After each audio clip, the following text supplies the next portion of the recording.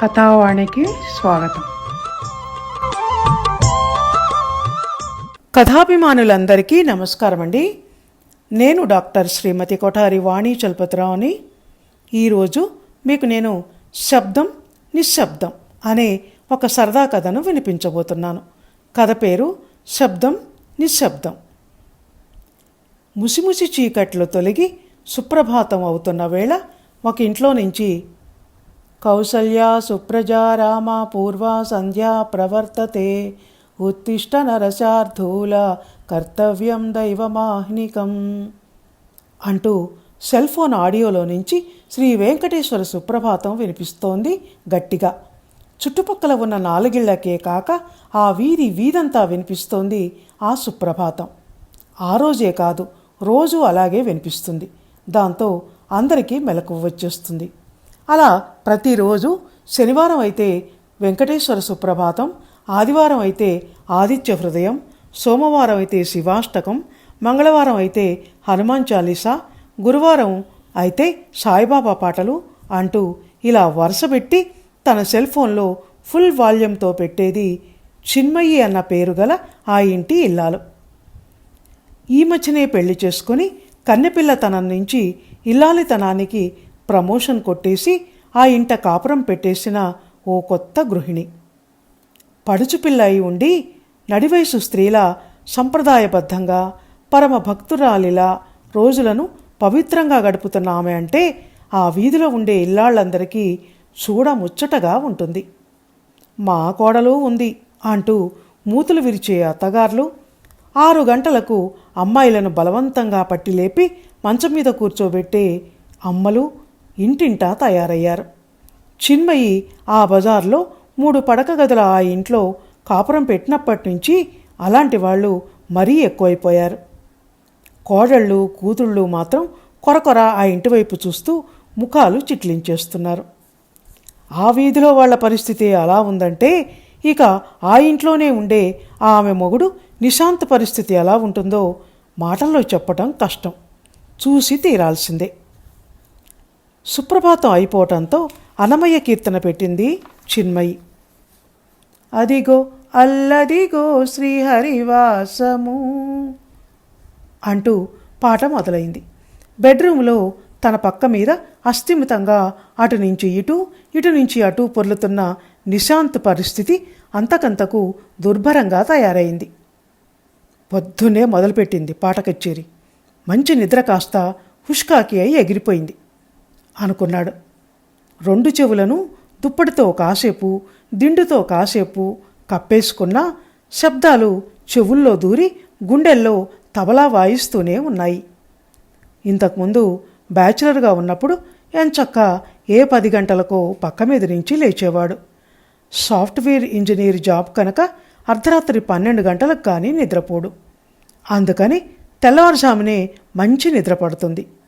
కానీ ఇప్పుడు అలా కాదు. లేస్తూనే చిన్మయి చెవులు బద్దలయ్యే సౌండ్తో భక్తి పాటలు పెట్టి తను వాటితో గొంతు కలిపి పాడుతూ పనులు చేసుకుంటూ ఉంటుంది. వచ్చిన మర్నాడే అలా చేస్తే, ఏయ్ చిన్ని, ఏంటా సౌండ్ పొద్దున్నే, నా నిద్ర డిస్టర్బ్ అవుతుంది, బంచెయ్యి అన్నాడు. దానికి సమాధానంగా చిన్మయి, పొద్దున్నే నిద్రలేచి తలారా స్నానం చేసి ఇలా దేవుడి పాటలు పెట్టుకుని వింటూ ఇంటి పనులు చేసుకుంటూ ఉంటే మనసుకి ఎంత హాయిగా ఆనందంగా ఉంటుందో తెలుసా మీకు అంది ముగ్గు డబ్బా చేతిలో పట్టుకొని బయటకు వెళ్తూ. ఇంతలో మళ్ళీ పాట మొదలైంది, ఈసారి తన కంఠంతో. ముత్యమంతా పసుపు ముఖమంత ఛాయ అంటూ. దాంతో వీధిలో నడుచుకుంటూ వెళ్లే వాళ్ళంతా ఆగి మరీ ఆ పాట వినటం మొదలుపెట్టారు. అప్పుడే లేచి బయటకు వచ్చిన నిశాంత్ అది చూసి తల పట్టుకుంటూ సోఫాలో కూలబడిపోయాడు. నీ గొంతేంటే తల్లి, ఆడవాళ్ల గొంతు వీడమీటినట్టు సన్నగా ఉంటుంది అంటారు కదా రచయితలు, మరి నీ గొంతేంటి ఇలా పొన్ను రోకలి బండితో రోట్లో మోదుతున్నట్టు ఉంది అని అనుకున్నానని అతగాడు అనుకున్నాడు. కానీ అది నిజం కాదు. తనకు తెలియకుండానే పైకే అనేశాడు. ముగ్గేయటం అయిపోయి లోపలికి వచ్చిన చిన్మయి ఆ మాటల్ని విననే వింది. మీలాగా నోరు మూసుకొని నిశ్శబ్దంగా కూర్చోవటం నాకు రాదు, ఇష్టం ఉండదు కూడా. ఎందుకంటే నేను చిన్నప్పటి నుంచి 10 మంది ఉన్న పెద్ద కుటుంబంలో పుట్టి పెరిగిన దాన్ని. మీ అమ్మా నాన్నలకు మీరు ఒంటికాయ సొంటి కొమ్ములా ఒక్కరు, మరి మేము 4 పుట్టవులం. మేము కాక మా ఇంటికి అటుపక్క మా పెద్దనాన్నగారు వాళ్ళు, ఇటుపక్క చిన్నాన్నగారు వాళ్ళు ఉండటంతో మొత్తం 12 మంది పిల్లలం కలిసి ఆడుకునేవాళ్ళం, అల్లరి చేసేవాళ్ళం. మా ఇంటికి అతిథులు ఎవరు ఇచ్చినా పిల్లలున్న మీ లోగిలి భలే సందడిగా ఉంటుంది అని అనేవాళ్ళు. ఇప్పుడు మిమ్మల్ని పెళ్లి చేసుకుని ఇక్కడికి వచ్చాక నా మనసు నీళ్లలో నుంచి తీసి ఒడ్డున పడేసిన చేప పిల్లలా ఈ నిశ్శబ్ద వాతావరణంలో గిలగిలా కొట్టుకుంటోంది. మీరేమో బెల్లం కొట్టిన రాయిలా ఎప్పుడూ ముఖం ముడుచుకుని కూర్చోవటం తప్ప ఒక్క మాట మాట్లాడరు. మీకేమో నిశ్శబ్దం కావాలి, నాకేమో శబ్దాలు కావాలి అంది రుసరుసలాడుతూ. దాంతో అందుకేనా పొద్దున్నే ధన్ ధన్ అంటూ వంటింట్లో గిన్నెల శబ్దాలు చేయటమే కాక పాట కచేరీ కూడా మొదలు పెడుతున్నావు అంటూ స్వగతం లాంటి ప్రకటితాన్ని అతని పెదవులు విడుదల చేశాయి. ఇంతలో తన సెల్ ఫోన్ మోగటంతో చిన్మయి అటు వెళ్ళింది. ఆ తర్వాత ఆమె చెవులు నోరు కూడా బిజీ అయిపోయాయి. ఉమక్క, నువ్వా? లేచావా అప్పుడే? ఎలా ఉన్నావు అంటూ బిగ్గరగా అరుస్తున్నట్టు మాట్లాడటం మొదలుపెట్టింది వంటింట్లోకి వెళ్తూ. పొద్దున్నే ఈ ఫోన్లు ఒకటి, తెల్లవారటం ఆలస్యం, ఏదో కొంపలు తగబడిపోతున్నట్టు ఫైర్ ఇంజిన్ శబ్దంలా సెల్ ఫోన్లు మోగుతాయి అనుకుంటూ ఉత్తర దక్షిణ ధృవాల్లాంటి తమ జోడీకి కారణమైన తల్లిని గుర్తు చేసుకొని మనసులోనే పళ్ళు కొరుక్కున్నాడు నిశాంత్. అమ్మా, దీనికంతటికీ కారణం నువ్వేనే. నేను సాఫ్ట్వేర్ ఇంజనీర్ని, నాకు సాఫ్ట్గా ఉండే అమ్మాయి కావాలి. ల్యాప్టాప్ ముందు కూర్చుని సైలెంట్గా నా పని నేను చేసుకుంటూ పోయే నాకు సౌండ్స్ అంటే పడదు గనక మరో సాఫ్ట్వేర్ ఇంజనీరు లైఫ్ పార్ట్నర్ అయితే బాగుంటుంది అంటే వినకుండా ఈ సౌండ్ ఇంజనీర్ని కట్టపెట్టావు. అంతర్ముఖంగా నాలో నేను అన్నట్టుండే నాకు ఈ వాగుడుకాయను జత చేశావు. శబ్దం నిశ్శబ్దం ఎలా కలిసి కాపురం చేస్తాయనుకున్నావు? సంప్రదాయబద్ధమైన పిల్ల అంటూ మురిసి ముక్కలవుతూ ఈ నీ కోడలి రూపంలో నా వ్రతభంగం చేస్తున్నావు అనుకున్నాడు ఫోన్లో మాట్లాడుతూనే అటుగా నడిచి వస్తున్న చిన్మయి వంక తదేకంగా చూస్తూ. ఆమె హంస నడకను, వెనక్కు అటు తిరిగి వెళ్తున్నప్పుడు కనిపించిన పొడవాటి జడను, వంపు తిరిగినట్టున్న సన్నటి నడుమును, తీగలా సాగిన నాజూకు శరీరాన్ని చూసి ఆ అందానికి ఫిదా అయిపోయాడు నిశాంత్. ఏ మాటకు ఆ మాటే చెప్పుకోవాలి కానీ చిన్మయి కొంచెం ఓవర్ యాక్టివ్ అయినా ఆ అందం, ఆ గ్లామరు మాత్రం మనసును ఊరించేలా ఉంటాయి అనుకుంటూ చిన్మయి ఫోన్ పెట్టేయటం చూసి మెల్లిగా లేచి అడుగులో అడిగేస్తూ వెనక్గా వెళ్ళి ఆమె నడుం చుట్టూ తన చేతులు వేసి భుజం మీద తన గడ్డం ఆనించి, చిన్ని డార్లింగ్, ఎంత అందంగా ఉన్నావోయ్, ముద్దొస్తున్నావు అన్నాడు. ఏంటి, ఎప్పుడు ముక్కు మూసుకుని తపస్సు చేసుకుంటున్నట్టుండే ఈ బుద్ధావతారంలో కూడా ఒక శృంగార పురుషుడు ఉన్నాడా? ఆశ్చర్యంగా ఉందే అంది చిన్మయి మొగుడికి అభిముఖంగా తిరుగుతూ. విశ్వామిత్రుడంతటి వాడే మేనక అందానికి పడిపోయాడు. అప్సరసలా నువ్విలా నా ముందు తిరుగుతూ ఉంటే ఒక మామూలు మగవాణ్ణైన నేను పడిపోకుండా ఎలా ఉంటాను అన్నాడు నిశాంత్. నిశ్శబ్దంలో నుంచి శబ్దం పుడుతోంది ఈరోజు. నిజమే కానీ అంటూ ఏదో చెప్పబోయిన భార్య నోటిని మూసేస్తూ, శబ్దం నోరు మూయిస్తాను నిశ్శబ్దంగా అన్నాడు. ఆ తర్వాత అక్కడ నిశ్శబ్దం రాజ్యం వేలింది. 6 నెలలు సహవాసం చేస్తే వాళ్ళు వీళ్ళు వాళ్ళు అవుతారని ఒక సామెత ఉంది. చిన్మయి నిశాంత్ ఒక్క 6 నెలలు కాదు, 6 నెలలు అంటే 1 సంవత్సరం నుంచి ఒక ఇంట్లో సహవాసం చేస్తున్నారు. శబ్దం ఉన్న చోట నిశ్శబ్దం, నిశ్శబ్దం ఉన్న చోట శబ్దం ఉండవు అంటారు కానీ ఉన్నాయి, ఉన్నారు. తూర్పు పడమరలు కలిసి కాపురం చేయటమే మొగుడు పెళ్ళాల కాపురానికి నిర్వచనం అంటే. అలాంటప్పుడు ఒకరి ప్రభావం మరొకరి మీద పడకుండా ఎలా ఉంటుంది? ఇక్కడ అదే జరిగింది. ఒక్కతే తనలో తను అన్నట్టు మనసులో కాసేపు, స్వగతాలు కాసేపు మాట్లాడుకొని విసిగిపోయింది చిన్మయి. ప్రతిస్పందించాల్సిన పతిదేవుడు అస్తమానం ల్యాప్టాప్ ఒళ్ళో పెట్టుకొని మునిపుంగ ఒళ్ళా కూర్చోవడంతో పలికే నాథుడు లేక కొద్ది రోజులు ఆడత్యాగరాజుగా మారిపోయి పలుకే బంగారమాయన కోదండపాణి పలుకే బంగారమాయన అని పొద్దున్నే త్యాగరాజ కీర్తనలతో కచేరీ పెట్టడం మొదలుపెట్టింది మర్మగర్భంగా. ఓపెన్గా మాట్లాడితేనే అర్థం కాని నిశాంత్కు ఇక మర్మగర్భపు మాటలు ఏమర్థమవుతాయి? అందుకే పాటలు, వాటిని మించిన ఏవేవో శబ్దాలు అంటే ఇష్టపడే భార్య రోజులాగే ఏవో దేవుడి పాటలు పాడుకుంటోందిలే అని అనుకున్నాడే కానీ కన్నెత్తి ఆమె వంక చూడలేదు, పన్నెత్తి మాట్లాడలేదు. మనసు పెట్టి ఆ పాట అర్థాన్ని చెవికి పట్టించుకునే ప్రయత్నము చేయలేదు. పైగా అబ్బబ్బబ్బబ్బా, క్షణం కూడా నీ నోరు మూతపడదా? ఎప్పుడు చూసినా వాగుతూనే ఉంటావు చాటర్ బాక్స్లా. అస్తమానం ఏవేవో శబ్దాలు చేస్తూ ఎందుకు నన్ను డిస్టర్బ్ చేస్తావు అన్నాడు. దాంతో ఫీల్ అయిపోయిన చిన్మయి నోరు టక్కున మూతపడింది. ఆ తర్వాత రోషం పొడుచుకొని వచ్చేసి సెల్ ఫోన్ ఆన్ చేసుకొని ఇయర్ ఫోన్స్ పెట్టుకొని అందులోకి చూస్తూ ఉండిపోయింది తదేకంగా. కాసేపు పాటలు విని ఆ తర్వాత ఏదో యూట్యూబ్ ఆన్ చేసింది. ఎవరో ప్రవచనకర్త ఏదో చెప్తున్నాడు. ప్రవచనాలు వినే అలవాటు లేకపోయినా అలా వింటూ ఉండిపోయింది చిన్మయి. మనిషి ఎప్పుడూ అంతర్ముఖుడై తనలో తాను అన్నట్టు ఉండాలి. మౌనం మనకు ఎన్నో నేర్పుతుంది. మౌన భాషణాన్ని మించింది మరొకటి లేదు. మాట మనిషిని ఆలోచన శూన్యుణ్ణి చేస్తుంది. మాట మనిషి ఎదగటానికి అంతరాయం కలిగిస్తుంది. మౌనంగా ధ్యానంలో ఉండటం అనేది ఎన్నో పుస్తకాలు చదివినంత జ్ఞానాన్ని ఇస్తుంది. అస్తమానం నోటికి పని కల్పించేవాళ్ళు బుర్రతో ఆలోచించలేరు చెప్పుకుంటూ పోతున్నాడు ప్రవచనకర్త. ఆశ్చర్యపోయింది చిన్మయి ఆ మాటలకు. అవునా, మౌనంలో ఇంత మహత్తుందా? అందుకనేనా మా ఆయన ఎప్పుడు మౌనంగా ఉంటారు? అందుకనేనా ఆయన కంప్యూటర్ ఇంజనీరింగ్లో అంత తెలివిని సంపాదించింది?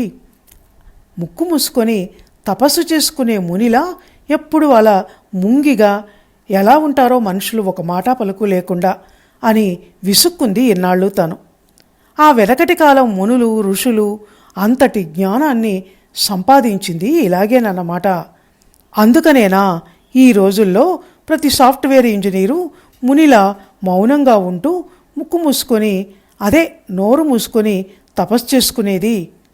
అయ్యో, ఈ లెక్కన నేను ఇంతవరకు ఎంత నష్టపోయి ఉంటాను. మౌనంలో ఇన్ని లాభాలున్నాయని ఈ మౌన ముని కూడా ఏనాడు నాతో చెప్పలేదు. సెల్ఫిష్ ఫెలో, ఈ మగవాళ్ళందరూ ఇంతే అనుకుంటూ ఇంటికి దగ్గరలో ధ్యాన కేంద్రం ఏమన్నా ఉందేమోనని నెట్లో వెతకటం మొదలుపెట్టింది చిన్మయి. సోఫాలో కూర్చుని కళ్ళు మూసుకొని నిద్రపోతున్నట్టున్న భార్య చిన్మయి వంక కంప్యూటర్లో నుంచి తలెత్తి చూశాడు నిశాంత్. తెల్లటి గుండ్రటి ముఖం, బోర్లించిన ఆల్చిప్పల్లాంటి విశాలమైన కనురెప్పలు, సీలింగ్ ఫ్యాన్ గాలికి నుదుటి మీదికి పడుతున్న ముంగురులు చూసి, ఎంత అందంగా ఉన్నావు చిన్మయి, పట్టపగలు చందమామ నేల మీదికి వచ్చినట్టు. ఇంత అందం ప్రతినిత్యం నా ఎదురుగానే ఉంటున్నా నేనేంటి ప్రవరాఖ్యుల్లా పట్టించుకోనట్టు ఉంటున్నాను? అస్తమానం ఆఫీస్ పని, కెరీర్ మీద ధ్యాస తప్ప వ్యక్తిగత జీవితం మీదికి మనసును మళ్లించటం లేదు అనుకున్నాడు భార్య వంక తదేక దీక్షతో చూస్తూ. ఈ సాఫ్ట్వేర్ జాబులేమిటో కానీ లైఫ్లో లవ్, సెక్స్ అన్నీ మటుమాయమైపోతున్నాయి. అందుకే డాక్టర్లు, సైకాలజిస్టులు హెచ్చరిస్తున్నారు. యువత పని నియంత్రణను చేసుకోకపోతే కుటుంబ జీవితం మీద బ్యాడ్ ఎఫెక్ట్ పడుతుంది అని అనుకుంటూ లేచి వెళ్ళి సోఫాలో భార్య పక్కన కూర్చున్నాడు నిశాంత్. పాపం చిన్ని ఎప్పుడూ నా ప్రేమ కోసం, నా సాన్నిహిత్యం కోసం ఆరాటపడుతూ నాకు దగ్గరయ్యే ప్రయత్నం చేస్తూ ఉంటుంది. గలగలా ప్రవహించే జలపాతంలా ఎంత సందడిగా, సంతోషంగా ఇల్లంతా తిరుగుతూ యాక్టివ్గా ఉంటుందో. నేనే తన మాటలకు, సరసల్లాపాలకు ప్రతిస్పందించకుండా అంటీ ముట్టనట్టు సీరియస్గా తనను నిర్లక్ష్యం చేస్తున్నట్టుగా ఉంటున్నాను. కట్టుకున్న కొత్త పెళ్ళాంతో ఉండే పద్ధతి ఇదేనా? తనను హ్యాపీగా ఉంచే బాధ్యత భర్తగా తనకు లేదు అనుకుంటుంటే ఇక నుంచి చిన్మయిలా నేను చలాకీగా ఉండాలి.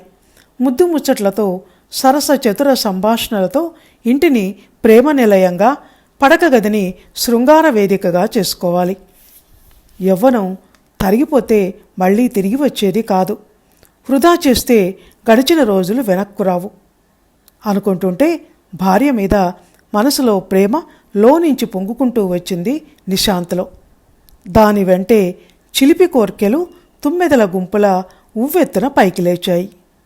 దాంతో భార్య మీదికి వంగి మునివేళ్లతో ఆమె ముంగురులు సవరిస్తూ లేత గులాబీ రేకులా ఉన్న ఆమె బుగ్గను తన పెదవులతో మృదువుగా స్పర్శించాడు నిశాంత్. అంతే, ఒక్కసారిగా ఉలిక్కిపడి లేచింది చిన్మయి. నిద్రపోతున్నావా స్లీపింగ్ బ్యూటీ అంటున్న భర్త మాటలకు సమాధానంగా, లేదు లేదు, ధ్యానం చేసుకుంటున్నాను. మీరు వచ్చి నా ఏకాగ్రతను చెదరగొట్టారు. ఎందుకు డిస్టర్బ్ చేశారు అంది నుదురు చిట్లించి. ఆ మాటలకు ఆశ్చర్యపోయాడు నిశాంత్. కొత్తగా ఈ ధ్యానాలు ఎప్పటి నుంచి మొదలుపెట్టావు? నా మీద ధ్యాస పెట్టకుండా అన్నాడు సరసంగా. ఆ మాటలను పొడిగిస్తూ, ఏంటి ఈ మధ్య సైలెంట్ అయిపోయావు? నాతో కూడా మాటలు తగ్గించేశావు. ఏంటి మౌనం? నా మీద అలకా? సారీ డార్లింగ్, పని పని అనుకుంటూ నిన్ను నేను పట్టించుకోవటం లేదు. ఇక నుంచి నాకు నువ్వు ఫస్ట్, పని నెక్స్ట్. నేను కూడా నీలా చాటర్ బాక్స్లా అయిపోతాను. ఇక మనిద్దరం కబుర్లే కబుర్లు అంటూ పరవశంగా మాట్లాడుతుంటే దిగ్గున లేచి భర్తకు కొంచెం ఎడంగా కూర్చుంది చిన్మయి. అయ్యో వద్దండి, ఇన్ని రోజుల నుంచి నేను చేసిన తప్పు ఇప్పుడు మీరు చేస్తారా ఏంటి? నేను చిన్నప్పటి నుంచి ఆ పల్లెటూరులో 10 మంది మధ్య కలిసి పెరగటంతో నాకు ఈ పిచ్చివాగుడు అలవాటైంది. కానీ పిచ్చి ముఖాన్ని ఇక్కడికి వచ్చాక మిమ్మల్ని చూసి నేర్చుకోవాలన్న ఆలోచన కూడా రాలేదు నాకు. నిజంగా మీరు ఎంత తెలివైన వారండి. మౌనంగా ఉంటే జీవితంలో మంచి ఏకాగ్రత సిద్ధించి మనసు ప్రశాంతంగా ఉంటుందని భలేగా కనిపెట్టేశారు. మా అమ్మేంటో నాకు మనిషి అన్న తర్వాత అందంగా మాట్లాడాలి, అందంగా ఆడిపాడాలి, జీవితం నిత్య చైతన్యవంతంగా తయారవుతుంది అప్పుడు అని చెప్పింది. మా అమ్మకు ఏమీ తెలియదని నాకు ఇప్పుడు తెలిసింది. నోరు మూసుకుని ఉండటం వల్ల ఎన్నో లాభాలున్నాయని మీరు ఇండైరెక్ట్గా సంవత్సరం నుంచి చెప్తున్నా ఈ మట్టిబుర్ర గ్రహించలేకపోయింది అంది చిన్మయి తన నెత్తిన తనే ఒక మొట్టికాయ వేసుకుంటూ. దాంతో కంగారు పడిపోయాడు నిశాంత్. నిజంగానే భార్య తనతో మాట్లాడటం మానేసి జీవితం అంతా మౌనవ్రతం ఎక్కడ పాటిస్తుందో అని. దాంతో అయ్యో అలా అనకు చిన్ని, మీ అమ్మ చెప్పిందే కరెక్టు. మనిషి గలగలా పారే జలపాతంలా సందడిగా హుషారుగా ఉండాలి. నువ్వు ఎప్పట్లా అలాగే ఉండు, నేనే మారతాను అని అన్నాడు. లేదు లేదు, మీరే కరెక్టు, నేనే మారాలి, మారాను కూడా. మనిషి ఎప్పుడూ తనలో తాను అన్నట్టు నిశ్చల నదిలా నిశ్శబ్దంగా ఉండాలి. బహిర్ముఖత్వం వల్ల ఎన్నో చిక్కులు సమస్యలు వస్తాయి. అంతర్ముఖత్వం ఆత్మానందాన్ని కలిగిస్తుంది అంది చిన్మయి చిద్విలాసంగా. నా బొంద, ఆత్మానందం లేదు, మటిగడ్డం లేదు. కొత్తగా పెళ్ళైన పడుచువాళ్ళం నవ్వుతూ తుళ్ళుతూ రొమాంటిక్గా కాలం గడపకుండా ఈ సన్యాస జీవితం ఏంటి అన్నాడు నిశాంత్. నీవు నేర్పిన విద్యయే కదా నీరజాక్ష. వాగొద్దు అన్నావు, వాగటం మానేశాను. పాడొద్దు అన్నావు, పాడటం మానేశాను. మాట్లాడను కూడా మాట్లాడొద్దు అన్నావు, ఇప్పుడు అది మానేస్తున్నాను. మీ హితబోధతో నాకు జ్ఞానోదయం అయింది అంది చిన్మయి ఏదో ట్రాన్స్లో ఉండి మాట్లాడుతున్నట్టు. మరి నువ్వు నన్ను మాట్లాడు అన్నావు, అందుకే మాట్లాడటం మొదలుపెట్టాను. బెల్లం కొట్టిన రాయిలా ఉండొద్దు అన్నావు, అందుకే బెల్లం పాకంలా ప్రవహించాలని నిశ్చయించుకున్నాను. నీకు రొమాన్స్ తెలియదు, నువ్వు ప్రవరాక్యుడివి అన్నావు, కనుక మన్మధుడిలా చెలరేగిపోబోతున్నాను. నాకు ఈ మధ్యనే జ్ఞానోదయమై నేనే నీ రూట్లోకి రావాలని డిసైడ్ అయ్యాను. నిశ్శబ్దాన్ని వీడి సందడిగా సరదాగా నీతో గడపాలని నిర్ణయించుకున్నాను అని అంటున్న భర్త వంక విరాగిల్లా చూసింది చిన్మయి. నిశాంత్, నువ్వు ఎక్కవలసిన రైలు ప్లాట్ఫామ్ దాటి వెళ్ళిపోయింది. నువ్వు లేట్ చేశావు కనుక ఇప్పుడు ఏమనుకొని ప్రయోజనం లేదు. నేనిప్పుడు విరాగినిగా మారిపోయాను. నా మనసు, నా శరీరం వైరాగ్య భావనలతో ఐస్లా గడ్డగట్టిపోయాయి. ఇన్నాళ్ళు నేను శబ్దాన్ని అయి నిశ్శబ్దంతో కలిసి కాపురం చేసినట్టు ఇప్పుడు నువ్వు శబ్దానివై ఈ నిశ్శబ్దంతో కలిసి కాపురం చేయాలి. ఈ సృష్టిలో భార్యాభర్తలు ఎలాగూ ఉత్తర దక్షిణ ధృవాలే కనుక తప్పదు అంది చిన్మయి అరమోడుపు కన్నులతో ధ్యానస్థితిలోకి వెళ్ళిపోతూ. షటప్. ఈ సృష్టిలో పరస్పరం ఆకర్షించబడేవి కూడా విజాతి ధృవాలే. అందుకే మొగుడు పెళ్ళాలు అలా ఉండేది. అలా ఉంటూనే పిల్లల్ని కూడా కనేసి 40 ఏళ్ళో 50 ఏళ్ళో బేషుగ్గా కలిసి కాపురాలు చేస్తున్నారు.